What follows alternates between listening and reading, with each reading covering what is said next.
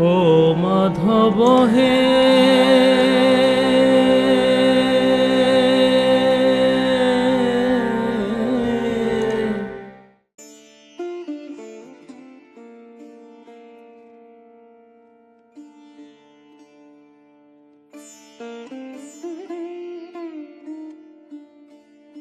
ভগবানের একটা বিশেষ ভগবানের একটা বিশেষ বৈশিষ্ট্য এখানে বলা হয়েছে যে ভগবান অঙ্গ পরিত্যাগ করেন। ভগবান যখন যান তখন তিনি অঙ্গ পরিত্যাগ করেন। তো এই কথাটা শুনে, বিশেষ করে এই কথাটার উপর ভিত্তি করে অনেকে বলে থাকে যে ভগবান তাহলে কি ওনার জড় অঙ্গ পরিত্যাগ করেছিলেন, তাহলে ওনার অঙ্গ এবং আমরা যেটা বলি যে অঙ্গানিয়স্য সকল ইন্দ্রিয়, ভগবানের অঙ্গ আর ইন্দ্রিয়ের মধ্যে কোনো পার্থক্য নেই, বা তিনি আত্মা আর ওনার অঙ্গের মধ্যে দেহের মধ্যে কোনো পার্থক্য নেই ভগবানের, আমরা এরকম তত্ত্ব বলি। কিন্তু এখানে যে বলা হলো যে ভগবান অঙ্গ পরিত্যাগ করেছিলেন সেই সময়, তাহলে এটার অর্থ কি? এটা কেন বলা হয়েছে? সুত গোস্বামী এই কথাটা কেন বলেন? এই কথাটা বলে তো তিনি যে অন্য যারা যারা ভগবত তত্ত্ব স্বীকার করে না, বিশেষ করে যারা নাস্তিক, তাদেরকে তো একটা কথা বলার একটা যুক্তি দিয়ে দিয়েছে যে দেখো ভগবানও জড়জাগতিক মানুষের মতো তিনি অঙ্গ ত্যাগ করেছেন এবং তিনি ওনার আত্মাটা ঊর্ধ্বলোকে গমন করেছেন, বা যেখানে খুশি সেখানে গমন করেছেন।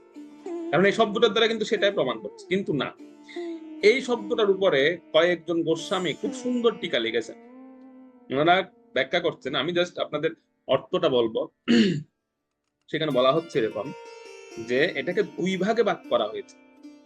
এই যে জড়, উনি যে অঙ্গ ত্যাগ করেছেন শব্দটা বলেছেন এখানে, সেটাকে দুই ভাগে ভাগ করা যায়। দুই ভাগে ভাগটা হচ্ছে কিরকম, দুটি অর্থ, এর দুটি অর্থ দাঁড়ায়। একটা অর্থ হচ্ছে, আমরা এটা ভগবত গীতাতেও পড়েছি, বিভূতি যোগে বা বিশ্বরূপ দর্শন যোগে আপনারা পড়েছেন, সেখানে দেখবেন সেখানে এই জড় ব্রহ্মাণ্ডটাকে এই ভগবানের দেহ স্বরূপ বলা হয়েছে। বিরাট রূপ যখন বর্ণনা করা হচ্ছিল তখন ভগবানের প্রত্যেকটা অঙ্গে এই ব্রহ্মাণ্ডের সমস্ত স্থাবর অস্থাবর জঙ্গম সবকিছু দেখা যাচ্ছিল সেখানে। তো বলা হচ্ছিল বিরাট রূপের এই যে বিরাট রূপটাই হচ্ছে ভগবানের অঙ্গ স্বরূপ, এবং পুরো বিশ্ব ব্রহ্মাণ্ডটা হচ্ছে ভগবানের অঙ্গ স্বরূপ। এটা বর্ণনা করছেন কে? এটা হচ্ছে শ্রীল জীব গোস্বাইপাদ, তিনি বর্ণনা করছেন যে জড় ব্রহ্মাণ্ডটা হচ্ছে ভগবানের অঙ্গ স্বরূপ। তো তিনি সেই জড় ব্রহ্মাণ্ডটা ত্যাগ করে তিনি উনার ধামে গমন করছেন। সেজন্য এখানে দেহ ত্যাগের কথা বলা হচ্ছে, যে তিনি উনার দেহ ত্যাগ করে, উনার অঙ্গ ত্যাগ করে উনি উনি উনার স্বধামে গমন করছেন। মানে কি, উনি জড় ব্রহ্মাণ্ড ত্যাগ করে তিনি স্বীয় ধামে গমন করছেন। এটা হচ্ছে একটা অর্থ জীব গোস্বাইপাদ করেছে। আবার শ্রীল বিশ্বনাথ চক্রবর্তী ঠাকুর, উনি এই শ্লোকের টিকাতে লিখছেন, উনি শ্রী চৈতন্য চরিতামৃতের একটা রেফারেন্স দিয়ে তিনি বলছেন যে স্বয়ং ভগবান, চৈতন্য চরিতামৃতে বলা হয়েছে স্বয়ং ভগবান অবতার যেই কালে, স্বয়ং ভগবান অবতার যেই কালে আর সব অবতার তাতে আসি মিলে।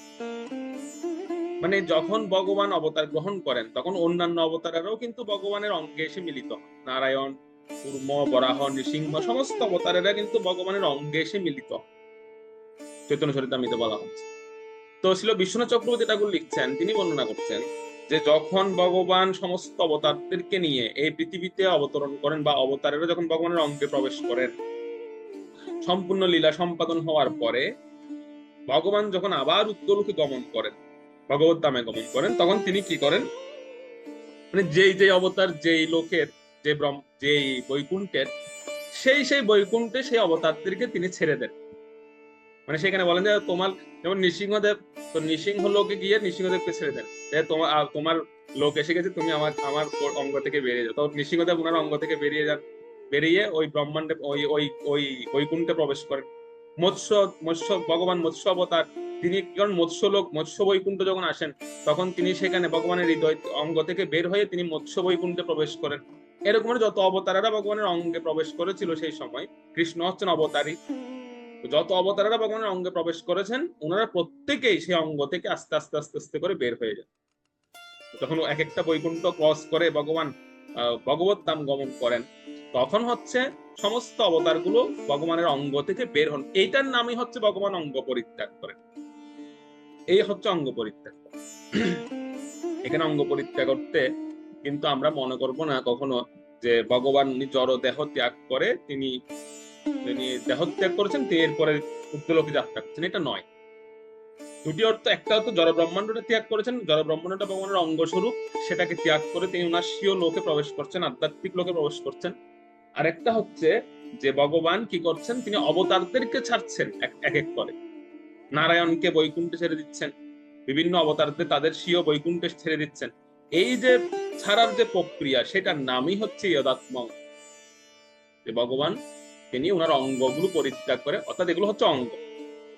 যেমন আমরা বলি না যে আমরা যেমন বলে অলংকার যুক্ত করা হয়, একটা শরীরে অলংকার যুক্ত করা হয়, তো একটা পর্যায়ে গিয়ে অলংকার গুলো কিন্তু আমাদের বডির একটা পার্ট হয়ে দাঁড়ায়।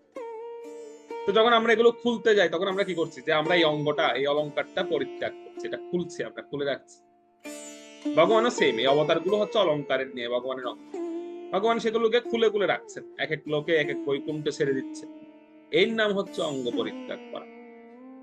সেজন্য যে সমস্ত ব্যাখ্যাকারেরা বা যে সমস্ত টিকাকারেরা এরকম বলে থাকেন, তো সেক্ষেত্রে তাদের যুক্তিটা সঠিক নয়, সেটা বলা হচ্ছে। সেভাবে যুধিষ্ঠির মহারাজকে ভগবান তিনি যুধিষ্ঠির মহারাজ ভীমসেনকে ডেকে বিভিন্ন বিষয় তিনি অনুমান পূর্বক, এখানে কিন্তু অনুমান করা হচ্ছে, এখনো কিন্তু যুধিষ্ঠির মহারাজ জানেন না ভগবানের যে তিরোধান লীলা সম্পন্ন হয়েছে সেটা তিনি জানেন না, কিন্তু তিনি একটা অনুমান করছেন এবং ভীমসেনকে ডাকলেন। ভীমসেনকে ডেকে উনি যা যা দেখতে পাচ্ছিলেন, ওনার ভাব নেত্রে হোক বা উনি যে কোনো ভাবে উনি অনুমান পূর্বক হোক, উনি যেগুলো দেখতে পাচ্ছিলেন সে বিষয়গুলো এক এক করে বলা শুরু করছেন, যে বিষয়গুলো বর্ণনা করছেন। তো সেই পরবর্তী 9 নম্বর শ্লোক থেকে আমরা সেই জিনিসগুলো দেখবো যে ভগবানের অর্থাৎ যে ভগবানের কারণে ভগবান ওনাদের জীবনে এসেছিলেন বলে, পঞ্চ পাণ্ডবদের জীবনে বা ভগবানকে প্রাপ্ত হয়েছিলেন বলে ওনাদের জীবনে ওনারা কি কি সমৃদ্ধি লাভ করেছিলেন, তো সেই বিষয়টা 9 নম্বর শ্লোকে বর্ণনা করা হচ্ছে। 9 নম্বর শ্লোক অনুবাদটা তুমি। হরে কৃষ্ণ। শ্রীমদ্ ভাগবতম প্রথম স্কন্ধ 14 অধ্যায় শ্লোক 9। यस्मन्न सम्पदो राज्यं धरा प्राणा कुलं प्रजा आसन्न सपत्ना বিজয় লোকাশ্চ তদনুগ্রহাৎ। অনুবাদ: তার কাছ থেকে আমাদের যাবতীয় রাজকীয় ঐশ্বর্য, সমৃদ্ধি, সম্পদ, রাজ্যপাট, গুণবতী স্ত্রী, জীবকুল, বংশানুক্রম, প্রজাপালন, শত্রু জয় এবং উচ্চতর গ্রহ লোকাদির মধ্যে ভবিষ্যৎ সংস্থান লাভের সম্ভাবনা সবকিছু অর্জন করেছি। এই সবই আমাদের প্রতি তার অহৈতুকী কৃপার ফলে হয়েছে। তো এই শ্লোকটি একটা বিষয় নির্দেশ করে, সেই বিষয়টা হচ্ছে একজন ভক্তের মধ্যে এই কোয়ালিটিটা অবশ্যই সর্বপ্রথম থাকা উচিত, সেটা হচ্ছে কৃতজ্ঞতা বোধ। কৃতজ্ঞতা বোধ থাকা উচিত। আমরা অলরেডি এটার উপর একটা ক্লাস করেছিলাম বৈষ্ণব অ্যাসোসিয়েশনে, কৃতজ্ঞতার শক্তি ক্লাস নাম। তো এখানে যুধিষ্ঠির মহারাজ তিনি যেহেতু ভগবানের একজন পরম শুদ্ধ ভক্ত, তো ওনার মধ্যে এই কৃতজ্ঞতা বোধের লক্ষণটা দেখা যাচ্ছে। তিনি খুব সুন্দর বর্ণনা করছেন এখানে, দেখুন এই গুণটি কিন্তু খুব গুরুত্বপূর্ণ একটি, কৃতজ্ঞতা থাকা, এটা ভক্তের মধ্যে থাকা অত্যন্ত আবশ্যক। এবং তাৎপর্য পড়লে আপনারা দেখতে পাবেন প্রভুপাদের যে মডার্ন মিশন, প্রভুপাদ চেয়েছিলেন যেটা শুধু কেবলমাত্র ভক্তের মধ্যে নয়, এইটা সমস্ত সর্বস্তরের জনগণের মধ্যে এই জিনিসটা ছড়িয়ে দেওয়া উচিত, যে কৃতজ্ঞতা বোধ। তো মজার বিষয়টা হচ্ছে এটাই যে বর্তমান সময় হয়ে গেছে এরকম যে জেনারেল মানুষের মধ্যে আছে কিন্তু ভক্তের মধ্যে নেই এইগুলো। যারা বাইরের লোকেরা আছেন বা যারা হয়তো যারা দেখা যাচ্ছে ভক্তি জীবনে আসেননি, যারা কর্মী স্তরে আছেন, ওনাদের মধ্যে কিন্তু কৃতজ্ঞতা বোধ আছে অনেক দেখা যায়, কিন্তু ভক্তের মধ্যে জিনিস এই কোয়ালিটি দিন দিন হারিয়ে যাচ্ছে। এখানে যুধিষ্ঠির মহারাজের কাছ থেকে এই জিনিসটা আমাদের শেখা উচিত যে কৃতজ্ঞতা বোধ একজন ব্যক্তির থাকা উচিত। উনি ওই সময় চক্রবর্তী সম্রাট, উনি কৃতজ্ঞতা, ভগবান ওনার কাছেও নেই, ভগবান ওনার থেকে অনেক দূরে আছেন, উনি ওনার ওই সময় কৃতজ্ঞতা প্রকাশ করার বা কি দরকার আছে। কিন্তু দেখুন উনি শুরুতেই উনি শুরু করছেন ভীমসেনকে, কথা ওনাদের মধ্যে কথা শুরু হচ্ছে কিন্তু এটা দিয়ে যে আমরা কি কি লাভ করেছি। এই শ্লোকে যেগুলো বলা হয়েছে সব জাগতিক সমৃদ্ধির কথা বলা হয়েছে, ভালো পত্নী, সমস্ত জাগতিক বস্তুগুলো, ভালো রাজ্য, ভালো পরিবার, এই সমস্ত জাগতিক সমৃদ্ধি। আধ্যাত্মিক কোনো সমৃদ্ধির কথা কিন্তু এই শ্লোকে বলা হয়। তো যেই সমৃদ্ধ হোক, সেটা জাগতিক হোক বা আধ্যাত্মিক হোক, আমরা যা কিছুই লাভ করি না কেন, এর পরিপূর্ণ কৃতিত্ব কিন্তু গুরু কৃষ্ণকে দেওয়া উচিত। সেজন্য আমরা প্রতিদিনই বলি all glories two Guru and Gauranga. এ কথাটা আমরা বলি, কিন্তু all glories two Guru and Gauranga, কিন্তু অ্যাকচুয়ালি হৃদয় থেকে আমরা কতটুকু কৃতিত্ব? সমগ্র কৃতিত্বর অধিকার হচ্ছেন গুরু এবং কৃষ্ণ। আমাদের জীবনে যতই সাফল্য আসুক, সেটা আধ্যাত্মিক ভাবে হোক আর জাগতিক সমৃদ্ধি হোক, এটা কিন্তু পূর্ণ ক্রেডিট, পূর্ণ কৃতিত্বই কিন্তু গুরু এবং কৃষ্ণ। এই মেন্টালিটি রাখা উচিত। যুধিষ্ঠির মহারাজ সেটা আমাদের শেখাচ্ছেন।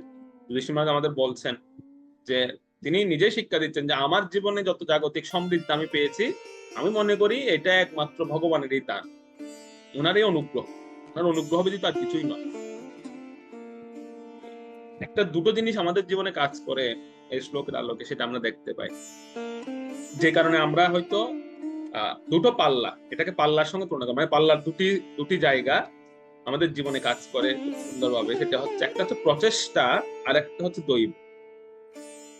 প্রচেষ্টা এবং দৈব, প্রভুপাদ তাৎপর্য লিখেছেন এই শ্লোকের যে প্রচেষ্টা আমাদের থাকা উচিত, কিন্তু আমরা কি হয়, এই প্রচেষ্টা আর দৈব এই দুটো চলতে চলতে চলতে চলতে কি হয়, আমরা প্রচেষ্টাটাকে বেশি দেখি, দৈবটাকে কম দেখি। যখন আমি একদম স্ট্রাগল করছি আমার জীবনে, এই সাফল্যটা অর্জন করার জন্য আমি স্ট্রাগল করছি, হ্যাঁ আমি প্রচেষ্টা করছি, যথেষ্ট করি, দেখা গেল প্রচেষ্টা করতে করতে করতে আমি সফল হয়ে গেলাম। যখন প্রচেষ্টা শুরু করেছিলাম, তখন কিন্তু আমার দৈবের প্রতি খুব বিশ্বাস ছিল। আমি মনে করতাম, আচ্ছা ভগবান আমাকে যদি সহায়তা করে, তাহলে আমি এটা লাভ করতে পারবো বা আমি সফল হতে পারবো। তারপর আমি প্রচেষ্টা করেছি, হার্ড ওয়ার্কিং করেছি, আর ওয়ার্কিং করার পরে দেখা গেল আমি সফল হলাম। সফল হওয়ার পরে এবার মেন্টালিটি কি হয়ে যায় আমাদের, যখন আমাদেরকে কেউ প্রশ্ন করে যে আপনি সফল হলেন কিভাবে, তখন আমরা বলি কি, আমার প্রচেষ্টা ছিল, আমি অনেক হার্ড ওয়ার্ক করেছি এর পেছনে, সেই জন্য আমি সফল হয়েছি। তার মানে তখন দৈবটা লঘু হয়ে গেছে। দৈবটা কিন্তু মানে ভগবানের যে অনুগ্রহ, ওটা ছোট হয়ে গেছে। প্রচেষ্টাটাকে আমরা তখন বড় করে দেখি যে না, আমি এটা আমি করেছি, আমি অনেক পরিশ্রম করেছি, জানেন না এটার পেছনে কত পরিশ্রম ছিল, কত মেধা, কত শ্রম বিনিয়োগ করেছি আমি। তার মানে তখন কিন্তু আমি দৈবটাকে, মানে ভগবানের অনুগ্রহটাকে সরিয়ে দিলাম, প্রচেষ্টাটাকে সামনের দিকে দেখ, ওটাকে বড় করে দেখ। এই কারণে আমাদের জীবনে কৃতজ্ঞতা বোধটা আসে। যখন আমরা প্রচেষ্টাটাকে বেশি গুরুত্ব দেব, মানে প্রচেষ্টাটাকে বেশি দেখবো, প্রচেষ্টা না করতে বলছি না, অবশ্যই প্রচেষ্টা করতে হবে, কিন্তু যখন সফল হব তখন কিন্তু প্রচেষ্টাটাকে বেশি গুরুত্ব দেওয়া যাবে না। তখন বলতে হবে না, ভগবানের কারণে এটা আমি প্রাপ্ত হয়েছি, ভগবানের অনুগ্রহের কারণে আমি এটা প্রাপ্ত হয়েছি, তখন আমাদের মেন্টালিটি হতে হবে। কিন্তু আমরা উল্টোটা করি, আমরা তখন প্রচেষ্টাটাকে বেশি দেখি যে আমি পরিশ্রম করেছি বলে এটা আমি পেয়েছি। সেই জন্য আমাদের জীবনে কৃতজ্ঞতা বোধটা আসে। এটা হচ্ছে অভাব। প্রচেষ্টাটাকে বেশি দেখার কারণে লাস্টে গিয়ে আমাদের মধ্যে কৃতজ্ঞতা আসে না। তখন আমরা বলি কৃতজ্ঞতা জানাবো কাকে, আমি তো পরিশ্রম করেছি, আমি লাভ করেছি, আমি আবার কাকে কৃতজ্ঞতা জানাবো?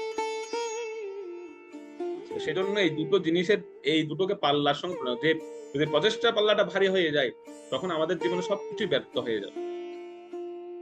প্রভুপাদ তাৎপর্য লিখেছেন, কিন্তু প্রভুপাদ একটা সুন্দর উপমাও দিয়েছেন তাৎপর্যে। প্রভুপাদ বলছেন যে যদি এরকম হতো, প্রচেষ্টার কারণে যদি মানুষ সফল হতো নিয়ে এই পৃথিবীতে, তাহলে এত বড় বড় ডাক্তার, নাম করা ডাক্তার, তারা কেন অপারেশন করতে গিয়ে বা তারা কেন এরকম চিকিৎসা করতে গিয়ে তাদের হাতে কিভাবে রোগী মারা যাচ্ছে? যদি প্রচেষ্টাটাই সবকিছু হতো, তাদের হাতে তো রোগী মারা যাওয়ার কথা না। তারা কত বড় বড় ডাক্তার একজন, মানে অনেক সময় অনেকে ভগবানও বলেন ডাক্তারদের, তাদের হাতে কেন রোগী মারা যাচ্ছে? প্রভুপাদ খুব সুন্দর এক্সাম্পল দিয়ে, তার মানে প্রভুপাদ বলছেন, তার মানে প্রচেষ্টাটা সবকিছু নয়, প্রচেষ্টার দ্বারা সবকিছু হয় না। ভগবানের অনুমোদনও থাকতে হয় সেখানে, ভগবানের অনুগ্রহ থাকতে হয় সেখানে। যদি ভগবানের অনুগ্রহটা হচ্ছে, ওটা হচ্ছে 99% হচ্ছে অনুগ্রহ, 1% হচ্ছে প্রচেষ্টা। এভাবে ধরতে হবে আমার। যদি কোনো ডাক্তার বা কোনো ব্যক্তি তার জীবনের সাফল্যে যদি এইরকম মেন্টালিটি নিয়ে কাজ করেন, তবে সে সফল হতে পারে, তবে তার সফলতা বা তার মধ্যে কৃতজ্ঞতা বোধ জাগবে। প্রভুপাদ এরকম বলছে। তো প্রভুপাদ চেয়েছিলেন যে আসলে এই গুণটা সবার মধ্যে ছড়িয়ে পড়ুক, এরকম মানুষ ভাবুক যে আমার জীবনের জাগতিক সাফল্য বা আধ্যাত্মিক সাফল্য যেটাই আসুক না কেন, এটার পূর্ণ কৃতিত্ব হচ্ছেন গুরু এবং কৃষ্ণের, বা এর পেছনের যে কারিগর, সাফল্যের যে কারিগর, সেটা হচ্ছে গুরু কৃষ্ণ। এরকম মেন্টালিটি যেন সবার মধ্যে আসে, এটা প্রভুপাদ চেয়েছিলেন। এবং এটা উনি চেয়েছিলেন যে এটা সর্বস্তরের মধ্যে থাকুক, কিন্তু বর্তমানে সর্বস্তরের মধ্যে আছে ঠিকই, কিন্তু আমাদের ভক্তদের মধ্যে এই গুণটা আনা অত্যন্ত আবশ্যক হয়ে পড়েছে। এটা খুব গুরুত্বপূর্ণ একটা জিনিস, যেটা যুধিষ্ঠির মহারাজ দেখুন, উনি পর্যন্ত এই কৃতজ্ঞতা বোধ থেকে উনি এই কথাগুলো বলছিলেন যে আমরা আজ পর্যন্ত যা কিছু পেয়েছি এটার একমাত্র কৃতিত্ব বলতে পারেন, বা এটার একমাত্র অনুমোদনকারী বা অনুগ্রহকারী হচ্ছেন ভগবান পরমেশ্বর। ওনার কারণে আমরা এগুলো প্রাপ্ত হয়েছি, ওনার কারণে আমরা এত কিছু পেয়েছি। তাই সেজন্য বিষয়টা হচ্ছে এটাই।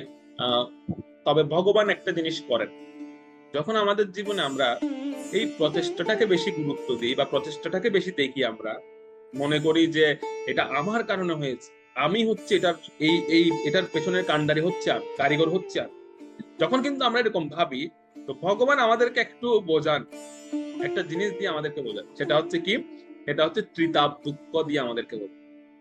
তুমি সবকিছুর মালিক, ঠিক আছে, নাও একটা ছোট ত্রিতাপ দুঃখ। ক্লেশটা হচ্ছে প্রাথমিক ক্লেশ, এরপর আরো অনেক ক্লেশ আছে। তো ত্রিতাপ দুঃখ দিয়ে তিনি আমাদেরকে বোঝান যে দেখো তুমি কতটা অসহায় এই জগৎ। 10 নম্বর শ্লোকে সেই কথাটা বলা। 10 নম্বর শ্লোক অনুবাদটা করুন, সেখানে বিশ্বনাথ বলছে।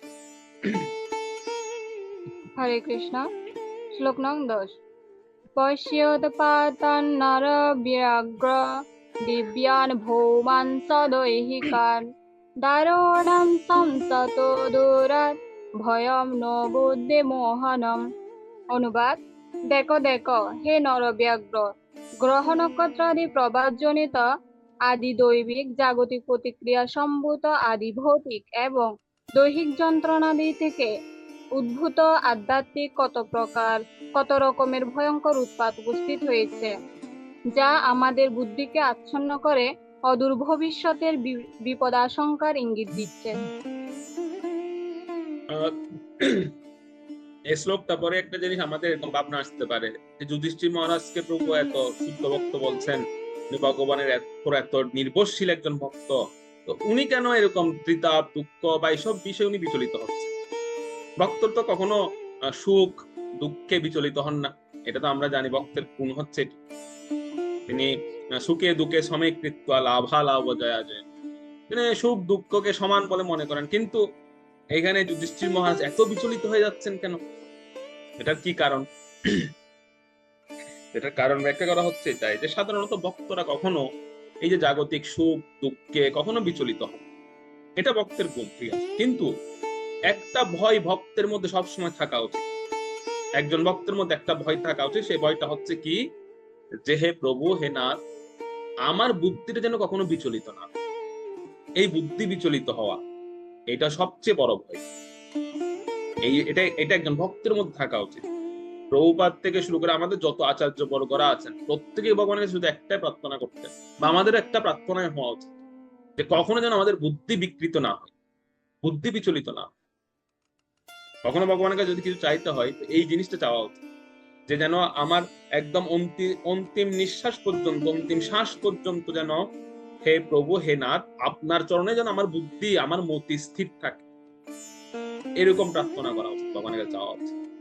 কারণ আমরা জানি না যে কখন এই জগতের এই যে ত্রিতাপ ক্লেশ, সেটা যে কোনো ভাবে আসতে পারে, আদি দৈবিক, আদি ভৌতিক, আদি আত্মিক, যে কোনো তিনটা থেকে যে কোনো একটা আসলে হবে। আমাদের জন্য তিনটার প্রয়োজন নেই, তিনটা একসঙ্গে আসলে তো আমরা পাগলই হয়ে যাবো, কিন্তু যে কোনো একটা আসলে আমাদের অবস্থা খারাপ হয়ে যায়, আমাদের বুদ্ধি বিকৃত হয়ে যায়, আমরা কখন কাকে কি বলে ফেলি কোনো ঠিক থাকে না। এটা খুব ভয়ঙ্কর একটা জিনিস, এই বুদ্ধি বিকৃত হওয়া। যেটা যুধিষ্ঠির মহারাজ ভয় পাচ্ছেন, যুধিষ্ঠির মহারাজ বলছিলেন যে হ্যাঁ, হয়তো আমি মেনে নিতে পারবো, আমি হয়তো নিজেকে কন্ট্রোল করতে পারবো এই যে প্রাকৃতিক যে বিষয়গুলো দেখতে পাচ্ছে সেগুলোর দ্বারা, কিন্তু যখন এই যে ত্রিতাপ ক্লেশ যখন উপস্থিত হবে, সেই ত্রিতাপ ক্লেশের যন্ত্রণা তো অনেকে নিতে পারে না, তখন যদি আমার বুদ্ধি বিকৃত হয়ে যায়, তখন যদি আমি উল্টাপাল্টা কিছু বলে ফেলি বা করে ফেলি, তখন কি হবে? এই ভয়টা যুধিষ্ঠির মহারাজ পাচ্ছিলেন। এটা খুব গুরুত্বপূর্ণ। আমরা ভক্তি অনুশীলন করছি বা আমরা ভক্তি জীবন করছি, সব সুন্দর, আমরা সবকিছু ঠিকঠাক থাকে, মানে যখন সবকিছু সমান্তরাল থাকে, সব প্যারালাল, সব সব ভালো ভালো ভালো ভালো যাচ্ছে, তখন খুব ভালো। কিন্তু হঠাৎ করে দেখা গেল একটা ভালোর মধ্যে একটা হঠাৎ করে মানে অন্যরকম একটা বিষয় এসে গেল, একটা দেখা গেল বিপরীত বিষয় আমার সঙ্গে ঘটে গেল, তখন কিন্তু আমার স্বরূপ প্রকাশিত হয়ে গেছে, আমি কিরকম প্রকাশিত হয়ে গেছে।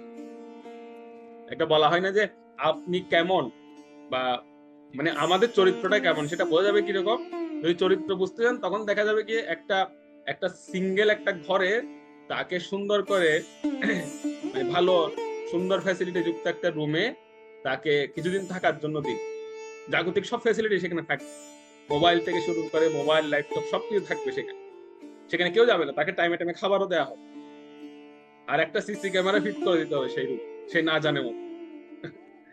এবার সেই ওই ঘরের মধ্যে কি করছে একাকি, সেটাই হবে তার চরিত্র, ওটা হচ্ছে ওনার চরিত্র,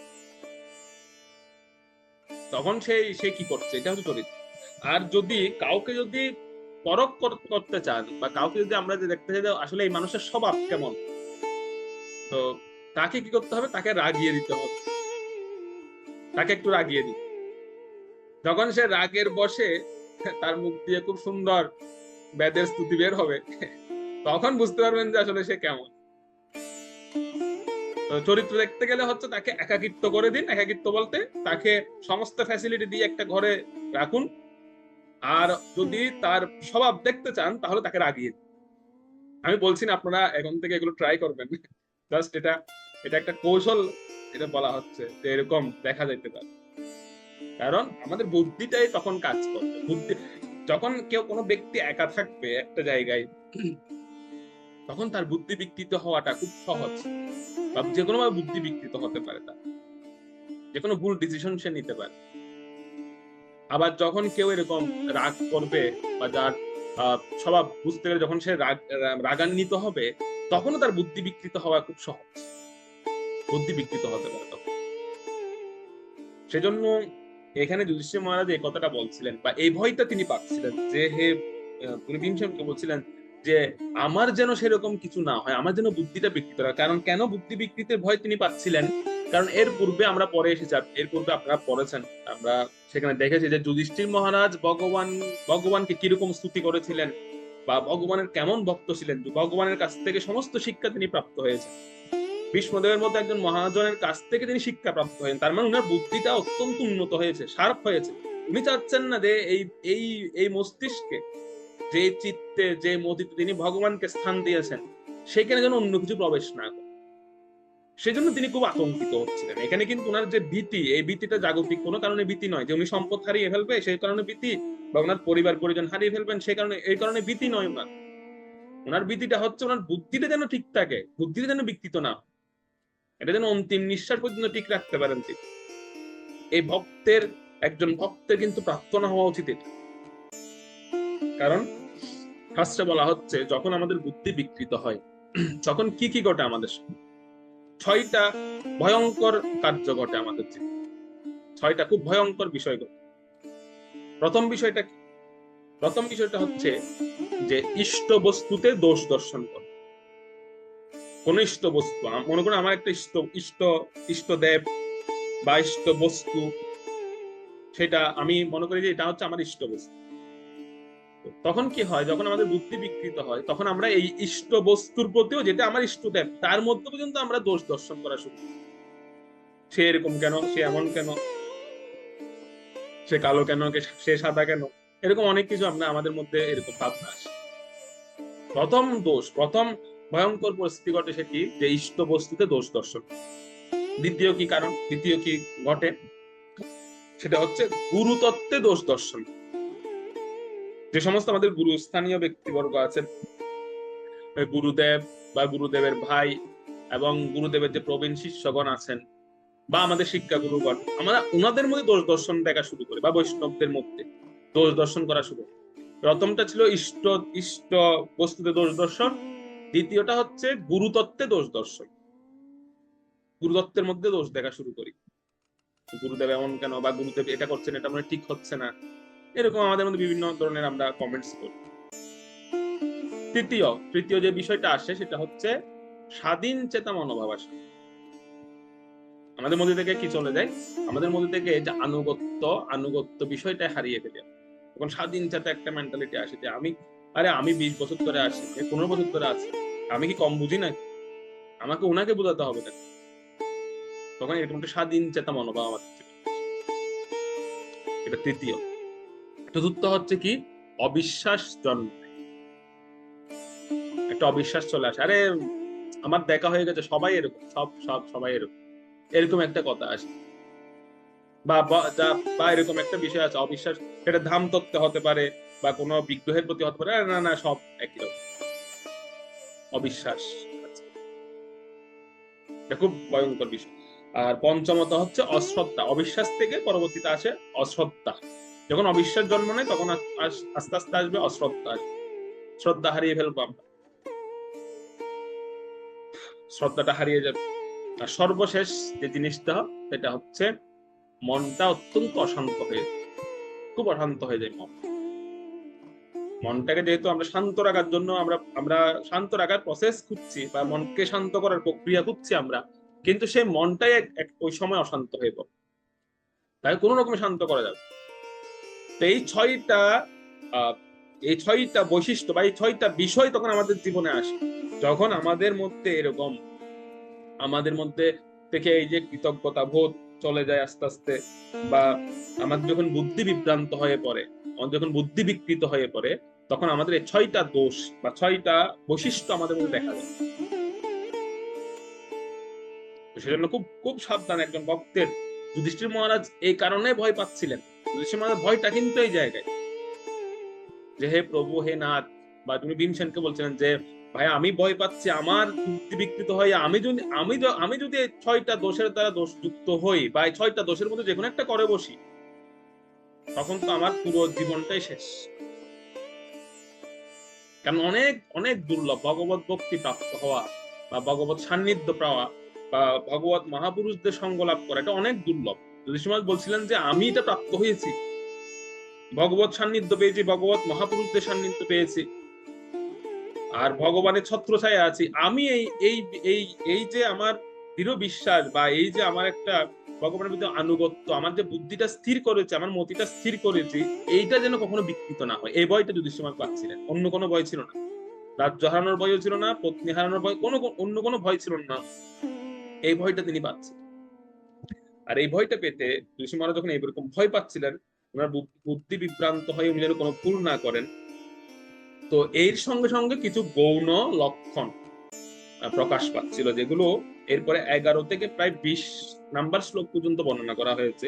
অতিরিক্ত কুলক্ষণ সেখানে বলা হচ্ছে, তিনি কিছু কুলক্ষণ দেখতে পাচ্ছেন, অশুভ লক্ষণ দেখতে পাচ্ছিলেন। সেই সেই 11 নম্বর শ্লোক থেকে সেটা শুরু হবে 20 নাম্বার শ্লোক পর্যন্ত ঋষি মহারাজ যেগুলো উপলব্ধি করছিলেন। 11 নম্বর শ্লোকে যে কুলক্ষণটা বলা হয়েছে বা বলা হবে, সেটি হচ্ছে দেহগত কুলক্ষণ। দেহের মধ্যে কি কি কুলক্ষণ দেখা যায়, সেই জিনিসগুলো বর্ণনা করা হচ্ছে। পড়ুন 11 নম্বর শ্লোক।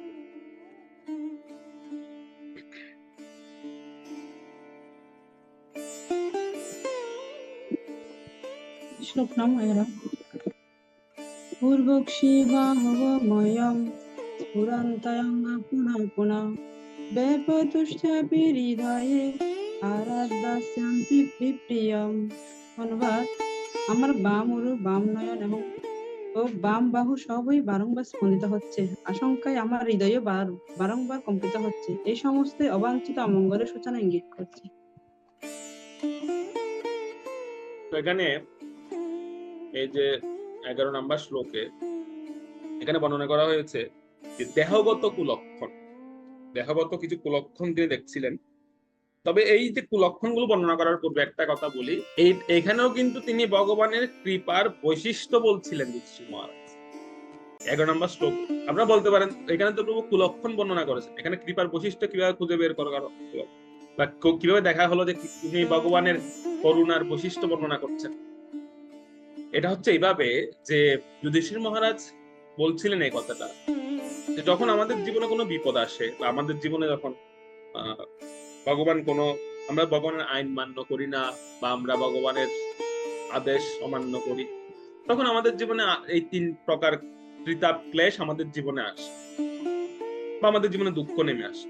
তো ভগবান এতই করুণাঘন বা ভগবান এতই করুণাশীল যে ভগবান কখনো আমাদেরকে না জানিয়ে আমাদের জীবনে দুঃখ দেন।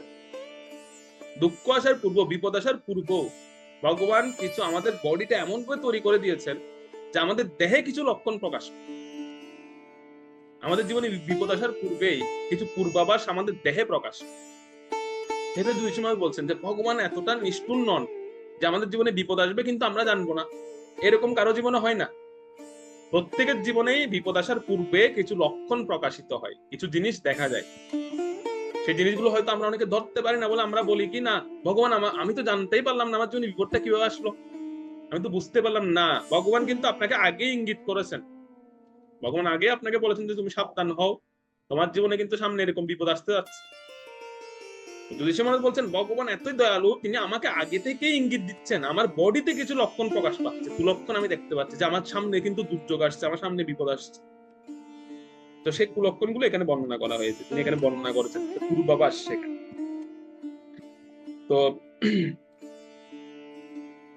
একজন ভক্ত কিন্তু বিপদ থেকে কখনো ভীত হন না, যদিও কিন্তু সাবধান থাকা উচিত। ভগবান সাবধানতার জন্যই তাকে জিনিসগুলো জানান, বুদ্ধিকে বাঁচানোর জন্য। আমরা আগে শ্লোক আলোচনা করেছি যে কেন সাবধান থাকবো, আমাদের বুদ্ধিটাকে ঠিক রাখার জন্য, যেন বিপদেও যেন আমাদের মতিটা স্থির থাকে, বিপদে যেন আমাদের মতিটা কোনো বিকৃত না।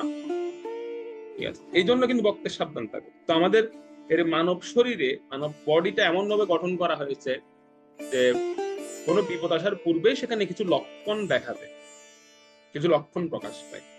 যেমন অঙ্গের বিভিন্ন নির্ধারিত কিছু অঙ্গের কম্পন, এখানে যুধিষ্ঠির মহারাজ বলছেন নির্ধারিত কিছু অঙ্গের কম্পন থেকে আমরা বুঝতে পারি যে আমাদের সামনে কি আসতে যাচ্ছে।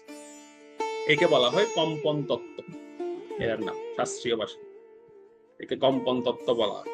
এর মাধ্যমে এই আমরা বুঝতে পারবো যে আমাদের সামনে কি হতে যাচ্ছে আমাদের জীবন। যেমন এটা আমার এখনো মনে আছে যে আমরা ছোটবেলায় শুনতাম আমাদের ঠাকুমাদের কাছ থেকে, তখন তো এগুলো আসলে এত বিশ্বাস করতাম না, ঠাকুমারা বলতো আর কি, ঠাকুমারা বলতো যে শরীরে এই অঙ্গটা কম্পন করলে এটা হয়, ওই অঙ্গটা কম্পন করলে এটা হয়, এরকম ওনারা বলতেন এই কথাগুলো। তো কিন্তু তখন তো এত কিছু, আমরা বলতাম দূর এরকম হয় নাকি, আবার পরে দেখা যেত কিন্তু হতো এটা। তো পরে যখন শাস্ত্র পরে দেখতে পেলাম যে আসলে ঠিক শাস্ত্রে কম্পন তত্ত্বের বিষয়ে খুব সুন্দর বলা আছে যে আমাদের কোন অঙ্গ কম্পন হলে কি কি ঘটে। এটা একটা জায়গায় বলা আছে এরকম, যেমন মাথায় কম্পন, মাথায় যদি কারো কম্পন হয় তখন কি হয়, তার সম্মান প্রাপ্তি হয়, সে রাজদ্বারে সম্মান প্রাপ্ত হবে। এই যে কারো মাথা কম্পন হচ্ছে কিনা দেখুন, কারো মাথা কম্পন হচ্ছে মানে আপনি সামনে সম্মান প্রাপ্ত হবেন। ঠিক আছে, তারপর বলছে যদি ললাটে কম্পন হয় মানে কপালে যদি কারো কম্পন হয় এখানে, তাহলে তার ঐশ্বর্য লাভ হয়, সে ঐশ্বর্য লাভ করতে পারবে, কারো কপালে কম্পন।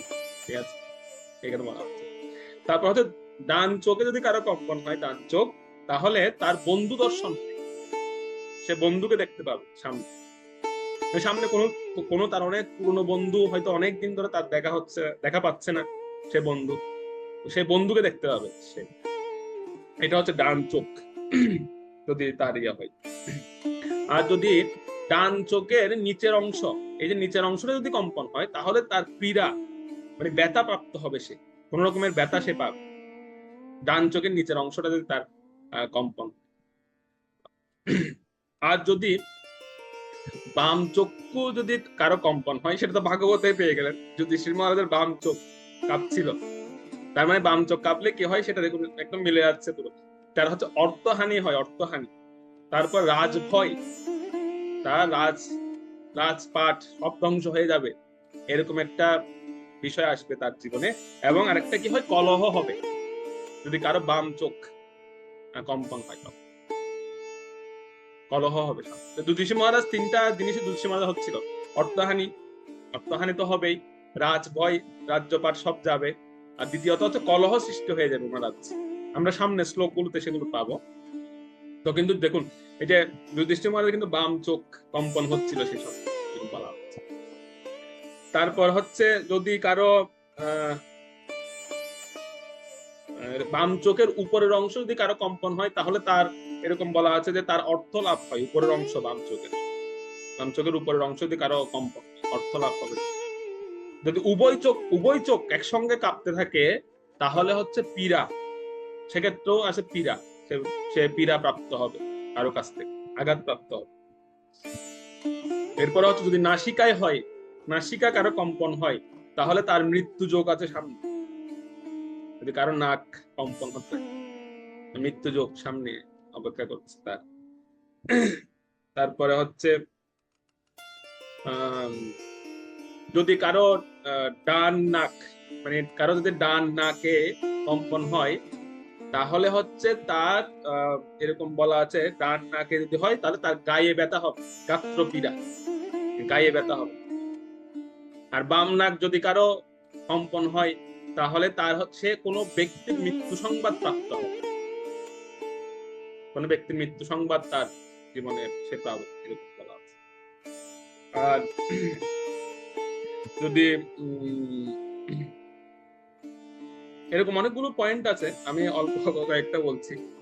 যদি দেখুন যুধিষ্ঠির মহারাজ যেগুলো হচ্ছে, যুধিষ্ঠির মহারাজের বাম অঙ্গ, বিশেষ করে ওনার বাম অঙ্গগুলো বেশি কম্পিত হচ্ছিল। তো বাম অঙ্গে এরকম আছে, যেমন বাম কর্ণে যদি কারো কম্পন হয়, তাহলে তার শিরোচ্ছেদের ভয় আছে, শিরোচ্ছেদ হওয়ার ভয় আছে তার বাম কর্ণ যদি কারো কম্পন। আর উভয় কর্ণ যদি একসঙ্গে কম্পিত হয়, তাহলে অর্থ লাভের যোগ আছে তার, উভয় কান একসঙ্গে কম্পিত হবে। আর যদি দক্ষিণ স্কন্দ, এই যে দক্ষিণ স্কন্দ যদি কারো, মানে ডান স্কন্দ যদি কারো কম্পন হয়, তাহলে হচ্ছে তার কি হয়, তার স্বর্ণ প্রাপ্তি হয়, স্বর্ণ প্রাপ্তি, ঐশ্বর্য লাভ করে দক্ষিণ স্কন্দ, স্বর্ণ লাভ। আর বাম স্কন্দে হচ্ছে অর্থ লাভ, অর্থাগমন, অর্থ লাভ হবে তার।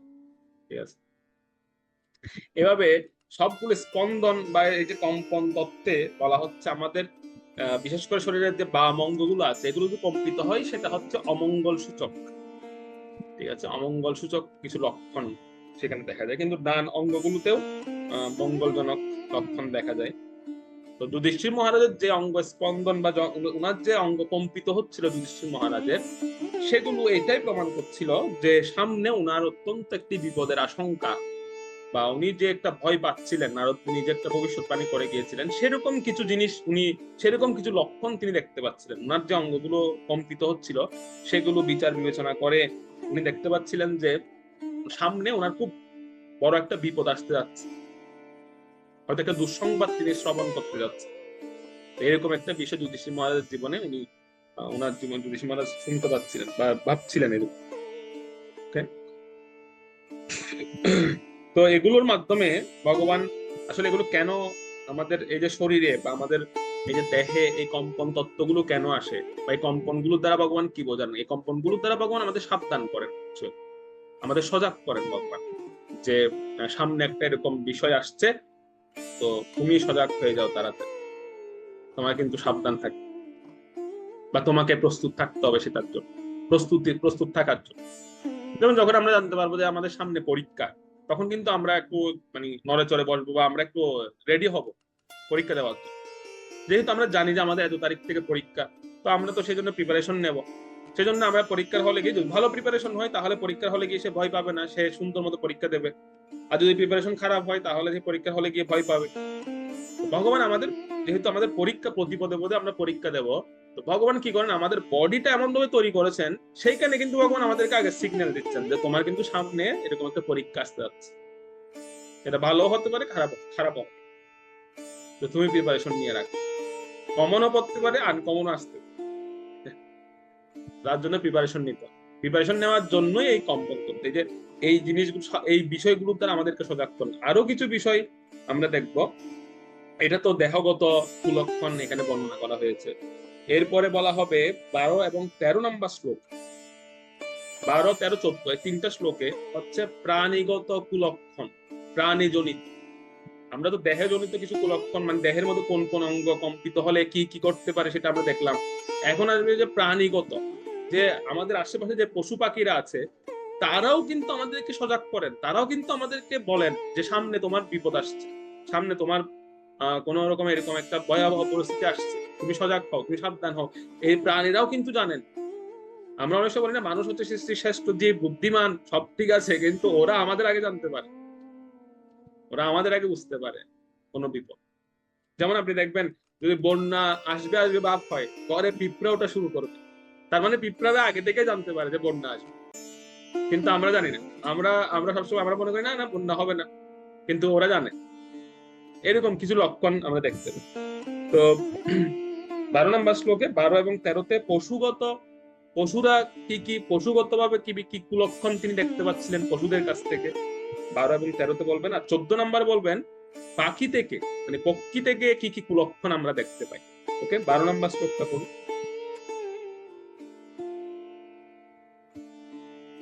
শ্লোক নং 12। শিবৈষোদ্যন্তমাদিত্যম অভিরোত্য নলাননা মামঙ্গসারমেয়ম অবিরেভ্যত্যভিরুবৎ। অনুবাদ: হে ভীম, ওই দেখো, এই শ্রীগালী মুখ থেকে অনল উদ্গার করতে করতে উদীয়মান সূর্যের দিকে তাকিয়ে বিকট আর্তনাদ করছে, আর এই কুকুরটা নির্ভয় চিত্তে আমার দিকে তাকিয়ে বিকট ভাবে শব্দ করছে। আমরা আগেও এটা পড়ে এসেছি সম্ভবত একটা ক্লাসে, যে আমাদের জীবনের সবচেয়ে গুরুত্বপূর্ণ সময়টা হচ্ছে ব্রহ্ম মুহূর্ত বা সকালবেলা, যখন সূর্য প্রথম ওঠে, যখন সূর্যোদয় প্রথম আকাশে উদীয়মান হন। সেই সময়টা হচ্ছে খুব পবিত্র একটি সময়, এবং সেই সময়টা হচ্ছে খুব গুরুত্বপূর্ণ সময়। তো যুধিষ্ঠির মহারাজ ভীমসেনকে বলছেন যে, হে ভীমসেন, দেখো এই পবিত্র সময়ে আমি কিছু, এটা হচ্ছে নিকৃষ্ট পশু, কুকুর এবং শৃগালী নিকৃষ্ট পশু। তো আমি এই যে পবিত্র একটা সময়ে এই পশুদের কাছ থেকে কিছু কুলক্ষণ বা অমঙ্গল সূচক ধ্বনি শুনতে পাচ্ছি। সমঙ্গল সূচক ধ্বনিটা কিরকম? প্রথমত শ্রীকালী এমন ভাবে চিৎকার করছিল যে তার মুখ থেকে অগ্নি মানে আগুন বেরুচ্ছিল, ভয়ঙ্কর ভাবে রোদন করছে, কান্না করছে শ্রীকালীর কান্নাটা কিন্তু খুব অমঙ্গল সূচক।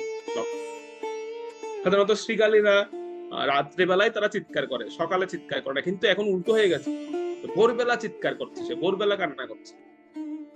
অনেক সময় এখন ভোরবেলা কুকুরেরা কান্না করে, এগুলো খুব অমঙ্গল সূচক ধ্বনি। কিন্তু আমরা দেখতাম ছোটবেলায় এরকম, যখন কুকুরেরা কান্না করতেন, বিশেষ করে সকালবেলা বা কোনো সময়, যে কোনো সময়, আমাদের ঠাকুমারা কি করতেন, একটা লাঠি নিয়ে তাদেরকে তাড়িয়ে দিতেন সেখান থেকে, মানে শুনতে দিতেন না।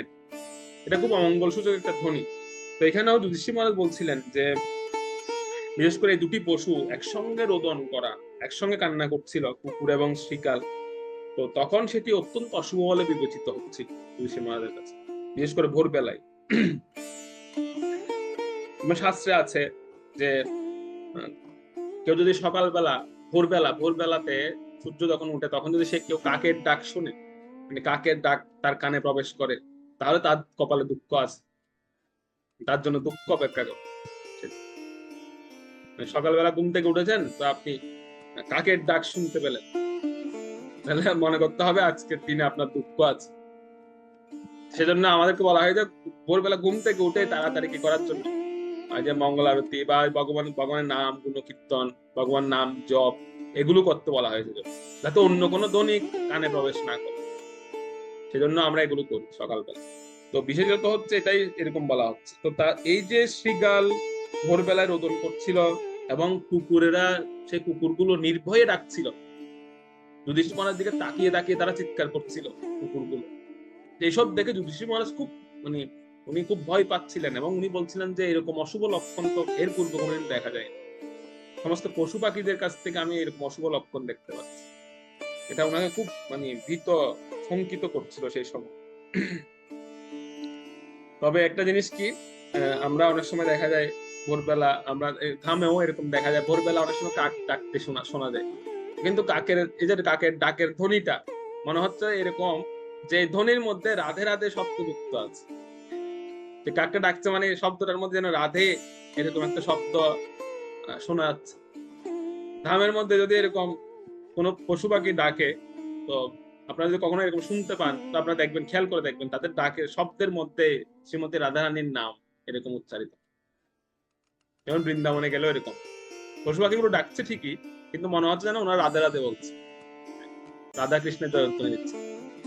এগুলো অমঙ্গল সূচক নেই, এগুলো মঙ্গল সূচক তো। ঠিক আছে, কারণ ধাম তত্ত্বে এরকম বলা আছে, দাম মাহাত্মে এরকম বলা আছে, দামের মধ্যে পশু পাখিগুলো বাস করে, এরা সাধারণ নন, এরাও ভগবত পার্শ্ব। তো ওনারা যখন ডাকবেন তখন এরাও এই ধরনের শব্দ করেন, অমঙ্গল সূচক ধ্বনি করেন।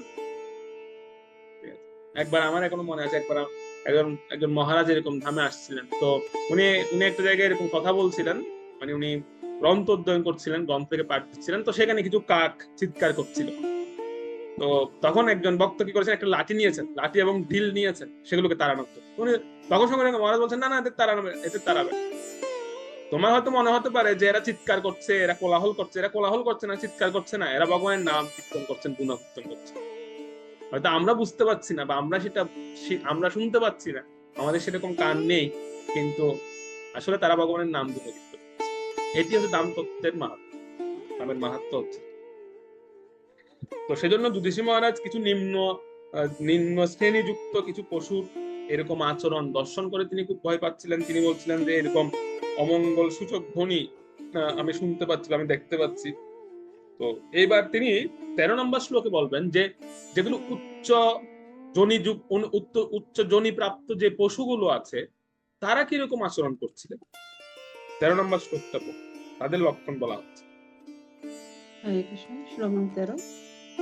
শস্তা কুর্বন্তি মাউসব্বম দক্ষিণাম পশব পরে বাহংশ্চ পুরুষ ব্যাঘ্র লক্ষ্যৈরুদত মম।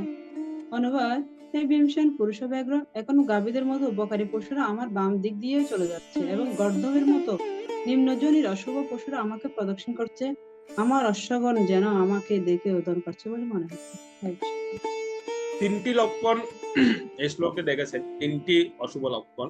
প্রথমত হচ্ছে গোমাতাকে বাম পাশে দেখতে পাচ্ছেন, বাম পাশে উনাকে কেটে চলে যাচ্ছে, বাম পাশ দিয়ে উনাকে কেটে ক্রস করে চলে যাচ্ছে। তো কোনো এরকম কোন পবিত্র পশু যদি আমাদের বাম দিকে হেঁটে চলে যায় ক্রস করে, এটা কিন্তু অশুভ লক্ষণ। তো গোমাতা কিন্তু অত্যন্ত পবিত্র, গোমাতা আমাদের মাতৃস্বরূপা। তো তিনি কি করছেন, যুধিষ্ঠির মহারাজ দেখছিলেন যে এই গোমাতা ওনার বাম পাশ দিয়ে চলে যাচ্ছে। কখনো গোমাতাকে এরকম বাম পাশে দেখা এটা খুব অমঙ্গলজনক, বা গোমাতাকে কোনো বাম পাশে রাখা উচিত নয়। গোমাতাকে সবসময় ডানে দক্ষিণে পূজা করা উচিত, ডান পাশে পূজা করা উচিত। যুধিষ্ঠির মহারাজ দেখছিলেন গোমাতা ওনার বাম পাশে ক্রস করে চলে যাচ্ছে, এটা একটা লক্ষণ অমঙ্গল সূচক। এখানে স্বপ্ন দেখতে পাচ্ছিলেন। যেমন স্বপ্ন তত্ত্বে আছে যে কেউ যদি গোমাতাকে দক্ষিণ পাশে মানে ডান পাশে দেখতে পান, তাহলে তার কৃষ্ণবর্ণ পুত্র প্রাপ্ত হবে, তার ঘরে কালো ছেলে হবে। কেউ যদি গোমাতাকে ডান পাশে দেখতে পান স্বপ্নে, ধরুন কোনো মাতা তিনি গর্ভাবস্থায় তিনি গোমাতাকে স্বপ্নে দেখেছেন ওনার দক্ষিণ পাশে ডান পাশে, তো ওনার ঘরে কৃষ্ণ বর্ণ পুত্র আসবে, কালো ছেলে জন্ম হবে, কৃষ্ণের মতো পুত্র। ঠিক আছে, এরকম বলা হচ্ছে স্বপ্ন, এটা স্বপ্ন তত্ত্বে বলা। তো যুধিষ্ঠির মহারাজ উল্টো দেখছেন, যুধিষ্ঠির মহারাজ দেখছিলেন যে গোমাতা ওনার বাম পাশে দিয়ে চলে যাচ্ছে, এটা তো অমঙ্গল সূচক লক্ষণ। উনি দেখছিলেন যে গোমাতা ওনার বাম পাশে যাচ্ছেন, তার মানে নিশ্চয়ই ওনার সামনে একটা অমঙ্গল সূচক বা একটা বিপদ লক্ষণ দেখা যাচ্ছে। তারপরে দ্বিতীয় লক্ষণটা হচ্ছে কি, যে গাধা, তিনি দেখতে পাচ্ছিলেন যে গাধা প্রদক্ষিণ করছে ওনাকে, গাধারা ওনাকে প্রদক্ষিণ করছে, এটাও কিন্তু অমঙ্গল সূচক একটি লক্ষণ। যেমন আমরা দেখতে পাই রাবণ স্বপ্নে দেখেছিল যে গাধার পিঠে উল্টো করে বসে সে যমলোকের দিকে যাচ্ছে। তো কেউ যদি এরকম স্বপ্নে দেখেন যে গাধার পিঠে বসেছেন উল্টো দিক করে, আপনি যমলোকে যাচ্ছেন, তার মানে হচ্ছে আপনার সামনে মৃত্যু যোগ, আপনার সামনে মৃত্যু। এর কিছুদিন পরে রাবণ মৃত্যুবরণ করেছেন ভগবান রামচন্দ্রের হাতে। তো এরকম গাধার পিঠে যুধিষ্ঠির মহারাজ দেখছিলেন যে গাধারা ওনাকে প্রদক্ষিণ করছেন তার পাশ থেকে, এটাও কিন্তু অমঙ্গল সূচক একটা লক্ষণ গাধাদের দেখছি। ওকে, অর্থাৎ স্বপ্ন তত্ত্বে এরকম আছে, কিন্তু স্বপ্ন তত্ত্বে বলা হচ্ছে কেউ যদি গাধার পিঠে চড়ছে, গাধার পিঠে উঠে কেউ চড়ছে এরকম যদি কেউ দেখতে পান, তাহলে তার মৃত্যু যোগ আছে সামনে, এরকম বলা আছে। ঠিক আছে, এরপরে 3 নম্বর লক্ষণটা কি, কুলক্ষণটা কি দেখছেন, যে অশ্বরা রোদন করছিল, ওনার নিজস্ব ব্যবহৃত অশ্ব, মানে যেগুলোতে চড়ে উনি বিভিন্ন জায়গায় গিয়েছেন, ওনার পরিচিত অশ্ব যেগুলো উনাকে চিনতে পারেন, সেই অশ্বগুলো, সেই ঘোড়াগুলো উনাকে দেখে কান্না করছে। এটাও অমঙ্গল সূচক একটি লক্ষণ। আপনার পশু, আপনার পালিত, আপনার গৃহপালিত পশু যদি আপনাকে দেখে কান্না করে, রোদন করে, তখন বুঝতে হবে যে আপনার জীবনে একটা ভয়ঙ্কর পরিস্থিতি আসছে, কারণ তারা দেখতে পাচ্ছে আপনার ভবিষ্যৎ। তো যুধিষ্ঠির মহারাজের গৃহপালিত কিন্তু এই অশ্বগুলো, উনি যেগুলো ব্যবহার করতেন সেই অশ্বগুলোকে উনি দেখতে পাচ্ছেন, সেই অশ্বগুলো উনাকে দেখে কান্না করছে, রোদন করছে। তো এটা দেখে যুধিষ্ঠির মহারাজ চিন্তা করছেন যে যদি কেউ এরকম বলা আছে, যদি কেউ এভাবে দেখেন যে অশ্ব বা এরকম কোন গৃহপালিত পশু আপনাকে দেখে কান্না করছে, রোদন করছে, তখন বলা হচ্ছে যে তখন আমাদের জীবনে আশ্রয়ের যে বস্তু সেটি নষ্ট হয়ে যায়, সেটি চলে যায় আমাদের জীবন। ধরুন যে বস্তুটাকে আমি মনে করি এটা হচ্ছে আমার আশ্রয়, এই বস্তুটাকে আমি আশ্রয় করে আছি, সেই বস্তুটা হারাতে হবে, তার এটা হচ্ছে তার লক্ষণ, পূর্বাভাস। গৃহপালিত পশুগুলো কান্না করবে আমাদের, আশ্রয়ের বস্তু চলে যাবে। তো যুধিষ্ঠির মহারাজের আশ্রয় বস্তু কি? যুধিষ্ঠির মহারাজের আশ্রয় বস্তু হচ্ছেন স্বয়ং ভগবান। তিনি চলে গেছেন ওনার জীবন থেকে, সেজন্য যুধিষ্ঠির মহারাজ দেখতে পাচ্ছিলেন যে ওনার নিজস্ব ব্যবহৃত অশ্বগুলো ওনাকে দেখে কান্না করছে, যে অশ্বগুলো অনেক পরিচিত ওনার, সেগুলো ওনাকে দেখে রোদন করছে। কুটুম্ব নাশ এরকম বলা, স্বপ্ন দত্ত বলা হয়েছে যে যদি কোনো এরকম অশ্ব রোদন করছে বা এরকম আমরা দেখতে পাই, বা ঘোড়া কান্না করছে, গৃহপালিত পশু কান্না করতে দেখতে পাই, তাহলে কুটুম্ব নাশ হয়, আমাদের আশ্রয়, আমাদের কুটুম্ব, আমাদের বয়োজ্যেষ্ঠ কোনো ব্যক্তি তিনি চলে যাবেন, এইটা এই লক্ষণটা প্রকাশ। তো এই শ্লোকে ভীমসেনকে পুরুষ ব্যগ্র শব্দ বলা, এই শব্দে সম্বোধন করা হচ্ছে। পুরুষ ব্যগ্র, পুরুষ ব্যগ্র মানে তার মানে হচ্ছে পুরুষদের মধ্যে যিনি শ্রেষ্ঠ। তো এই শব্দে কেন তিনি ভীমসেনকে এখানে সম্বোধন করলেন, তার অর্থ হচ্ছে যুধিষ্ঠির মহারাজ কিন্তু প্রচুর ভয় পাচ্ছিলেন। যুধিষ্ঠির মহারাজ বলছিলেন যে আমার হৃদয়টা কিন্তু ভয়ে অত্যন্ত ভীত হয়েছে। কিসের ভয়? আবারও বলছি যে কোনো জাগতিক সমৃদ্ধির ভয় নয়, বুদ্ধি নাশ হওয়ার ভয় যুধিষ্ঠির মহারাজ পাচ্ছেন। তো তিনি ভীমসেনকে বলছিলেন তুমি তো পুরুষ ব্যগ্র, তুমি তো, তোমার অনেক শক্তি, অনেক সাহস, তুমি দয়া করে আমাকে সাহস দাও, আমাকে শক্তি দাও, যাতে আমার হৃদয়টা ভেঙে না যায়, আমার যেন বুদ্ধি বিকৃত না। সেজন্য তিনি এই শ্লোকে পুরুষ ব্যগ্র বলে ভীমসেনকে তিনি সম্বোধন করেছেন, নির্ভয়ের জন্য, নির্ভয় প্রদানের জন্য। ওকে, এবার আমরা দেখবো 14 নম্বর শ্লোকে যে পাখিরা কিরকম অমঙ্গল সূচক লক্ষণ প্রকাশ করেছে। করুন 14 নম্বর শ্লোক 14। মৃত্যুদূত কপোত মোলোক কম্পয়ন মন প্রত্যলোকাশ্চ কহবানৈর বিশ্বম বৈশূন্যমিচ্যত। অনুবাদ: দেখো, এই পায়রাটিকে যেন যমদূত বলে মনে হচ্ছে। পেঁচা এবং তার প্রতিদ্বন্দ্বী কাকের কর্কশ্বরে আমার হৃদয় কম্পিত হচ্ছে। মনে হচ্ছে তারা যেন সারা বিশ্ব ব্রহ্মাণ্ডকে শূন্য করে ফেলতে চাইছে।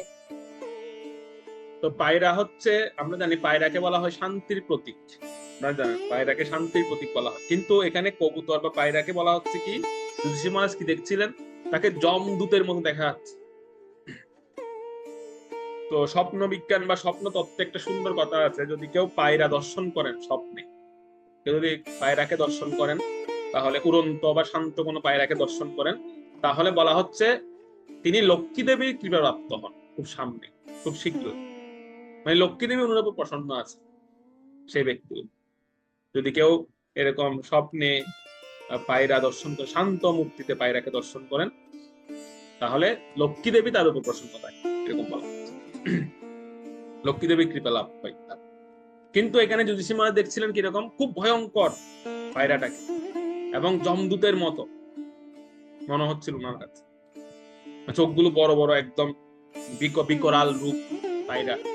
এটা হচ্ছে অমঙ্গল সূচক। কোনো পাখিকে যদি স্বপ্নে এরকম বিকট এবং খুব ভয়ঙ্কর রূপে দেখা হয়, তখন বুঝতে হবে যে সামনে খুব অমঙ্গল সূচক কিছু বিষয় ঘটতে যাচ্ছে আমার সাথে। যেটা যুধিষ্ঠির মহারাজ দেখছিলেন।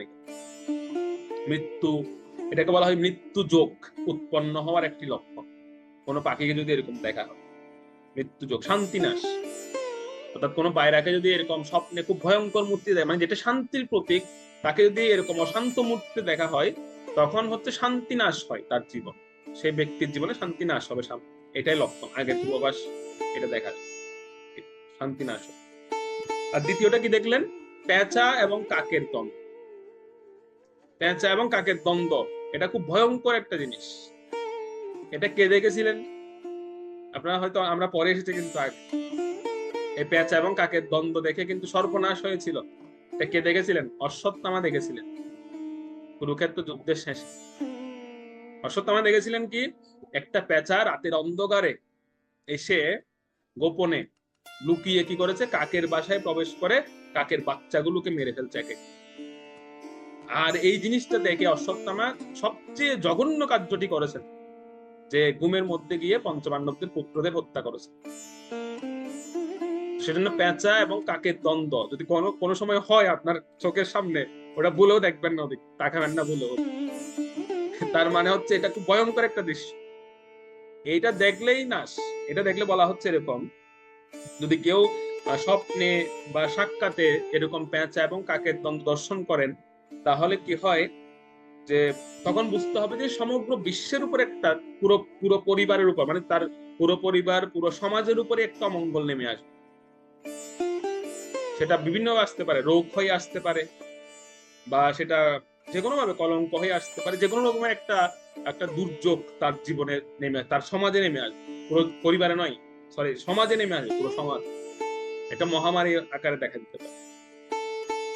ঠিক আছে, পেঁচা এবং কাকের দ্বন্দ্ব, এজন্য এটা খুব একটা, যদিও এই দৃশ্যটা খুব দুর্লভ কিন্তু, কারণ পেঁচারা রাতের বেলা জাগে আর কাক হচ্ছে রাতের বেলা ঘুমিয়ে পড়ে।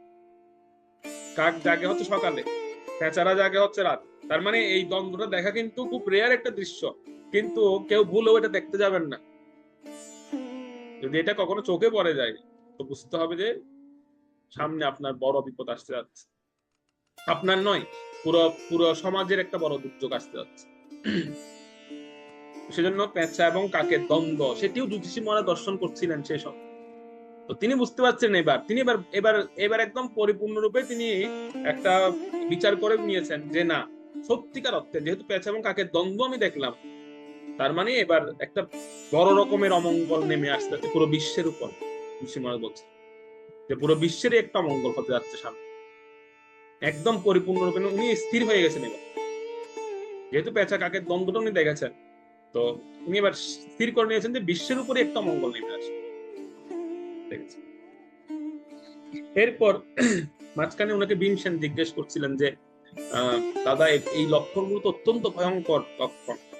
তো এটা তো যদিও দেখা যাচ্ছে এটা হচ্ছে পশু বা পাখি জনিত কুলক্ষণগুলো তিনি দেখছিলেন, কিন্তু কিছু জিনিস আভ্যন্তরীণ সূক্ষ্ম কিছু অমঙ্গল আলোচনা করা হবে 15 থেকে 18 পর্যন্ত।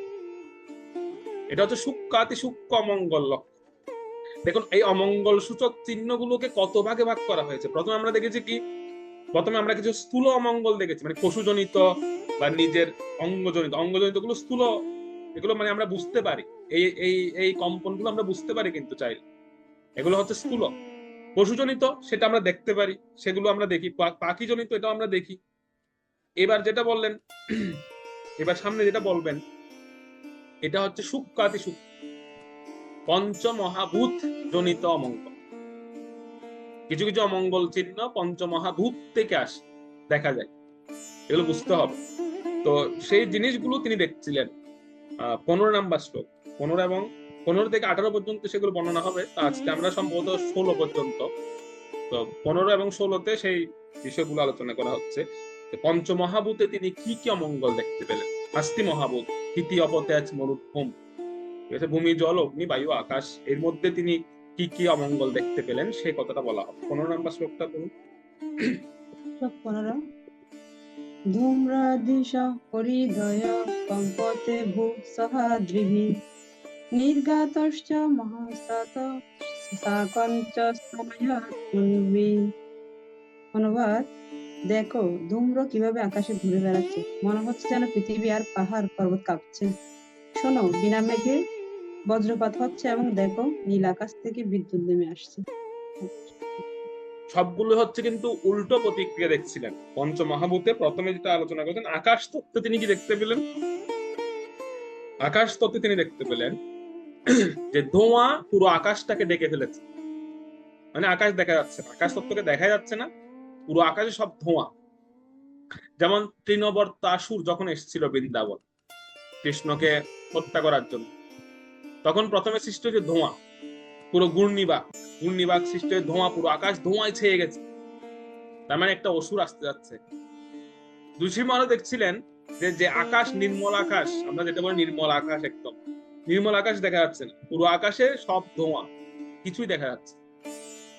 ঋষি মহারাজ বলছেন যেহেতু আকাশে এই ধূম বা ধূম্র দেখা যাচ্ছে, তার মানে সামনে একটা বিপদ আসতে যাচ্ছে।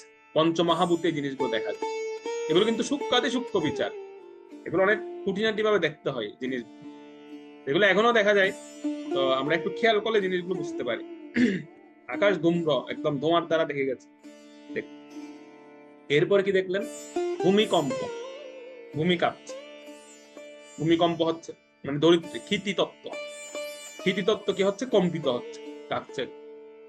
ভূমির সঙ্গে কে কাঁপছে? পাহাড়ও কাঁপছে। পাহাড় হচ্ছে স্থির, পাহাড়কে বলা হয় স্থাবর তত্ত্ব, স্থাবর তত্ত্ব কাঁপছে, মানে পাহাড়টা পর্যন্ত কম্পিত হচ্ছে। ভূমির পর্যন্ত, ভূমি তো কাঁপছে, সঙ্গে পাহাড় গুলো কাঁপছে। তো এইটা দেখে যুধিষ্ঠির মহারাজ চিন্তা করছিলেন, না এই সাধারণত আমরা ভূমিকম্প দেখতে পাই, কিন্তু পাহাড় সহ একসঙ্গে কাঁপছে, তো নিশ্চয়ই বড় রকমের দুর্যোগ আসতে যাচ্ছে সামনে।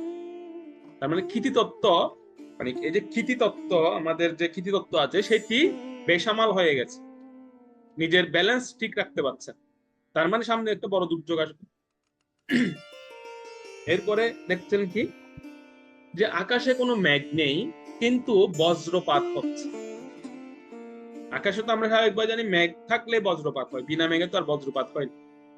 কিন্তু যুধিষ্ঠির মহারাজ দেখছেন যে বিনা মেঘে বজ্রপাত হচ্ছে, কোনো আকাশে কোনো মেঘ নেই, কিন্তু বজ্রপাত হচ্ছে, আগুন নেমে আসছে, মানে অগ্নিতত্ত্ব অস্থির হয়ে গেছে, অগ্নি নেমে আসছে ওখানে বজ্রপাত। তো তাহলে তিনটা তত্ত্ব আমরা পেলাম, বায়ু তত্ত্ব, ক্ষিতি তত্ত্ব এবং অগ্নি তত্ত্ব। এই তিনটা তত্ত্ব বেসামাল হয়ে গেছে, তাদের ব্যালেন্স ঠিক রাখতে পারছে।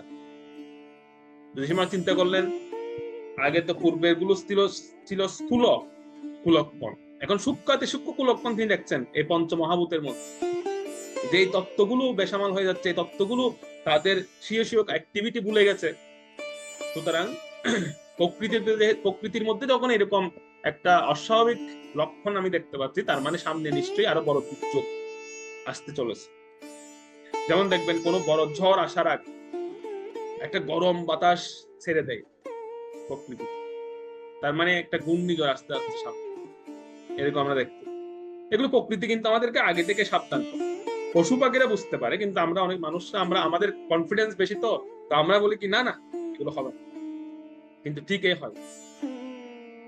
এজন্য কিন্তু ভগবান আমাদেরকে আগে থেকে পূর্বাভাস দেন, কি কতটা পর্যায়ে পূর্বাভাস দিতে দেখুন, পশু থেকে, পাখি থেকে, নিজের অঙ্গের মধ্যে, এমনকি পঞ্চমহাভূত দ্বারা। তারপরও আমরা বলি যে না, আসবেই না আমার জীবনে, আমি একদম লোহার ঘর বানিয়ে রাখবো, কিন্তু আসবে। তো পঞ্চমহাভূতে এই বিষয় প্রথম 15 নম্বর শ্লোকে তিনি তিনটা তত্ত্বের উপরে তিনি দেখতে পেলেন, যে তিনটা তত্ত্বই তারা নিজেদের ব্যালেন্স ঠিক রাখতে এবং তাদের অ্যাক্টিভিটি বিপরীত দিকে কাজ করছে তারা। 16 নম্বর শ্লোকে আরো কিছু পঞ্চমহাভূতের আরো কিছু লক্ষণ তিনি দেখতে পেলেন, এটা বলুন। 16 নম্বর শ্লোক 16। বায়োরেবাতে করস্পর্শো রজসাবিসৃজং স্তমা অস্ট্রিগবর্ষন্তি জলাদা বিভৎসমিব সর্বতম।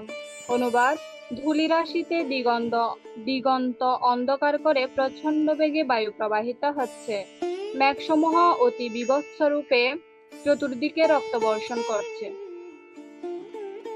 তো বায়ু তত্ত্ব আমরা পূর্বে পড়েছি, বায়ু তত্ত্বটা সে ওনার যে কার্যকে ভুলে গিয়ে বিপরীত দিয়ে কাজ করা শুরু করেছে, প্রচন্ড বেগে ধূলি সহ, এই ধূলি সহ বায়ু প্রবাহিত হচ্ছে আকাশে।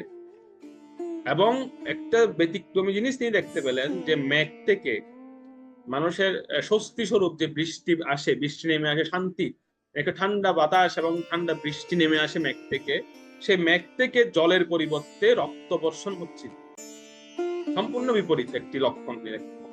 মানে তার মানে যে অপতত্ত্ব মানে জল তত্ত্ব, সেই জল তত্ত্বটাও বিকৃত হয়ে গেছে। মেঘ থেকে তো জল তত্ত্বটা নেমে আসবে, তো মেঘ থেকে জলের পরিবর্তে রক্ত নেমে আসছে, তার মানে এটাও বিকৃত হয়ে গেছে। পঞ্চমহাভূতের আর কি আছে, বাকিগুলো আমরা পরবর্তী 18 পর্যন্ত এটা আলোচনা করা হবে। কিন্তু এইখানে আমরা দেখতে পেলাম কি যে যে জল তত্ত্ব আছে, জলের যে একটা স্বাভাবিকত্ব, সে আমাদের আমাদের তৃষ্ণা নিবারণ করা বা আমাদেরকে একটা মানে স্বস্তি দেওয়া, একটা শীতলতা প্রদান করা, সেটার পরিবর্তে উষ্ণ রক্ত বর্ষণ হচ্ছে, খুব গরম রক্ত মেঘ থেকে নেমে আসছে।